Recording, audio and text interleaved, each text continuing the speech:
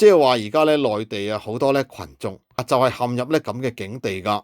即係話咧我返工就變咗義工，為國家咧服務，啲錢咧俾晒咧社保。結果呢位女士咧呢個女同學就係喺網上邊咧就係慘叫㗎，係痛哭，就話我而家得返咁嘅人工，我根本冇辦法捱到25歲㗎，我就嚟死啦！引嚟咧係內地網民啊大量回覆㗎。好啦嗱，雖然話理論上咧就係入咗咧國企啦，但係個人工咧低成咁，唔知道咧幾時先至會改變㗎。嗱，你最需要錢嗰陣時，個現實世界就係肯定同你作對㗎。